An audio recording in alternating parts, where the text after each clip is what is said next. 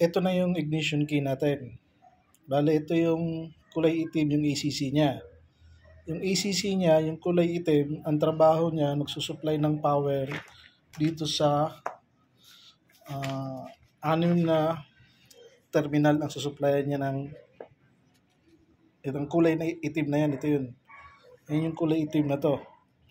Ang susupplyan niyan, itong anim na piraso nito.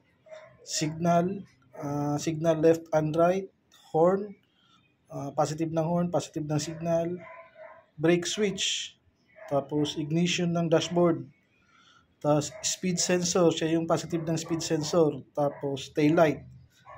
No? Kaya yan yung magiging tail light, tapos park light. Yan, pito sila, park light tsaka tail light. Kaya pito pala sila. Ayan yung magsusupply sa kanya ngayon. Yan ang magagaling na command dito. Bali, pito yung susupplyan niya ng command. Park light, tail light, signal light, horn, brake switch, ignition dun sa dashboard, speed sensor, tsaka yung tail light. Pitong piraso yung susupplyan niya. Kaya pag nagkaroon ng problema dun sa pito na yon, ito ang hanapin yung command. Kung may source ba kayo dito sa kulay itim na to, sa release ng manggagaling sa kulay pula. Kaya itong brake switch natin, ito yung command naman na konektado to sa starter switch niya. Starter switch ng ignition switch, starter switch.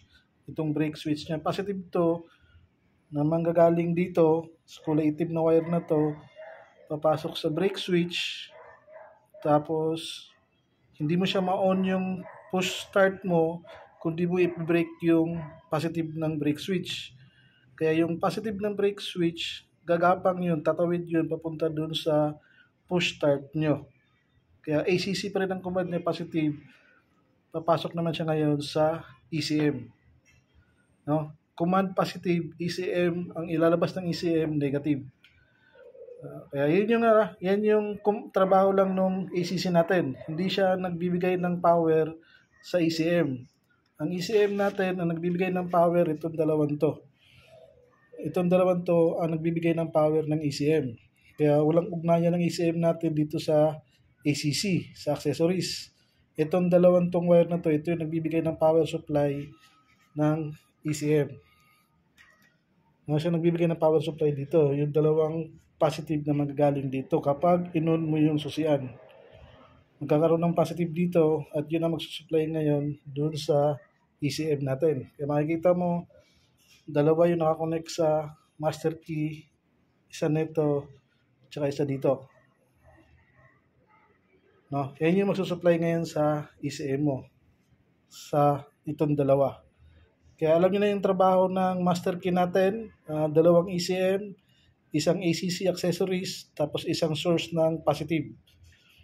Kaya siya yung magsusupply ngayon, yung ACC natin sa pito. Kulang ako ng park light Kulang ako ng park light, tail light, speed sensor, ignition dashboard, brake switch, horn, tsaka signal. Signal left and right. Yan yung sinusupplyan niya ngayon ng ACC natin. Wala nang iba siyang sinusupplyan, kundi yan lang yun. Wala na siyang ibang sinusupplyan.